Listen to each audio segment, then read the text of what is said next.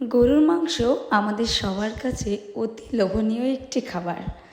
তো তার চেয়ে লোভনীয় ইদানিং হয়ে উঠেছে গরুর বট বা ভুঁড়ি, আমরা যে যাই বলে চিনি। তো এই বট বা ভুঁড়ি দেখতে যেমন খেতেও তেমন লোভনীয়। আসসালামু আলাইকুম, সবাই কেমন আছেন? নিশ্চয়ই খুব ভালো আছেন। আলহামদুলিল্লাহ, আমরাও ভালো আছি আপনাদের দোয়ায়। আজকে চলে আসলাম গরুর বট বা ভুঁড়ি নিয়ে। এই ভুঁড়িগুলো আমি আগে থেকে পরিষ্কার করে সুন্দর করে একটু লবণ হলুদ দিয়ে সিদ্ধ করে নিয়েছিলাম। তারপর সিদ্ধর পরে আবার সুন্দর করে ধুয়ে এখন নিয়ে এসেছি। আর সাথে দেখতে পাচ্ছেন চর্বিগুলো আমি আলাদা করে একটু কেটে নিয়েছিলাম। তারপর ছোট ছোট করে কিউব করে কাটা আলুগুলো আমি ভুঁড়িতে দেব। এখন আমি চলে আসলাম একটি প্যান নিয়ে, আর এতে আমি দেব 50 গ্রামের মতো সরিষার তেল। যেহেতু আমি আজকে কম তেলে ভুঁড়ি রান্না করব। তো দেখতেই পাচ্ছেন আমার ভুঁড়ি কিন্তু 1 কেজি, আর আমি ব্যবহার করব মাত্র 50 গ্রামের মতো। এখানে আমি দারুচিনি আর এলাচগুলো একটু নাড়াচাড়া করে নিলাম। তারপর আমি মুষ্টি ভর্তি 1 মুষ্টি কিন্তু পেঁয়াজ কুচি দিয়ে দিলাম। এই পেঁয়াজ কুচিগুলো একটু লাল লাল হয়ে আসলে আমি তারপরে দেখতে পাচ্ছেন লাল লাল হয়ে এসেছে। আর এখন আমি দেব রসুন বাটা দিয়ে খানিকটা একটু নাড়াচাড়া করে নেব। তারপর পেঁয়াজ আর রসুন একসাথে খানিকক্ষণ নাড়াচাড়া করব। আর তারপরে আমি দেব আদা বাটা 1 চা চামচ, বড় চামচে। তো দেখতে পাচ্ছেন আদা বাটা আমার দেওয়া হয়ে গেছে। এখন আমি দেব লবণ, হলুদ আর গুঁড়ামরিচ। আমি কিন্তু সবগুলো বড় চা চামচের 1 চামচ পরিমাণ দিয়েছিলাম। আর এখন আমি হালকা কুসুম গরম পানি সামান্য পরিমাণ দিয়েছি, কারণ মশলাগুলো একটু কষিয়ে নেব।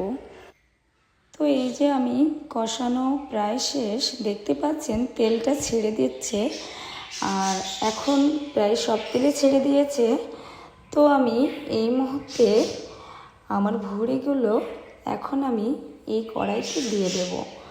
তো সবগুলো ভুঁড়ি আমি দিয়ে দিলাম। আর খুব সুন্দর করে আমি নাড়াচাড়ায় মশলার সাথে একটু খুব ভালো করে মাখিয়ে নেব। তারপরে আমি এই ভুঁড়িতে একটু গরম পানি, হালকা কুসুম গরম পানি অ্যাড করছি। আর তারপরে একটু খানিকটা নাড়াচাড়া করে বলক ওঠার পরে আমি ঢাকা দিয়ে রান্না করব। প্রায় 15 মিনিট ধরে আমি ফুল হিটে রেখে রান্না করে তারপর আবার ঢাকনাটা খুলে দেখব কত দূর পর্যন্ত রান্না হয়েছে। তো দেখতে পাচ্ছেন আমার পানি সব শুকায় গেছে। আর আমি তারপরে কিউব করে রাখা আলুগুলো দিয়ে দিলাম।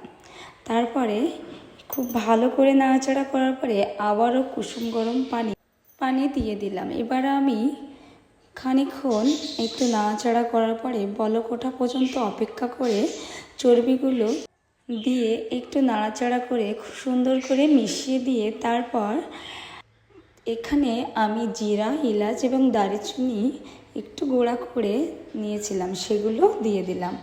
আর এখন আমি আবারও বলক ওঠার পরে আবার ঢেকে দিলাম। তো আবারও আমি 10 মিনিট রান্না করে নেব। আর 10 মিনিট পরে দেখতেই পাচ্ছেন আমার কিন্তু ভুঁড়ি রান্না প্রায় শেষ। আর এখন আমি একটু হালকা ঢেকে আঁচটা কমিয়ে আবারও 5 মিনিটের মতো রান্না করে নেব। আর এখন আমার দেখতেই পাচ্ছেন ভুঁড়ি রান্না একেবারে কিন্তু শেষ পর্যায়ে চলে এসেছে। আর এখন আমি এই ভুঁড়িতে দেব জিরা ভেজে গুঁড়ো করে রেখেছিলাম সেটা। তো দেখতে পাচ্ছেন আমার জিরা গুঁড়া দেওয়া হয়ে গেছে। আর এখন কিন্তু পরিবেশনের পালা। তো এমন ভুঁড়ি রান্না হলে কার না ভালো লাগে বলুন। তো চলুন এখন একটু পরিবেশন করি। তো এই যে এক এক করে আমি কড়াই থেকে ভুঁড়ি উঠাচ্ছি আর একটু পরিবেশন করছি। তো এখানে লেবু, পেঁয়াজ আর কাঁচামরিচ আর কয়েক পিস শসা দিয়েছিলাম। তো এখন কিন্তু খাওয়ার পালা। কে না ভালোবাসে এমন ভুঁড়ি রান্না হলে। তো সবাই ভালো থাকুন, সুস্থ থাকুন। আল্লাহ হাফেজ।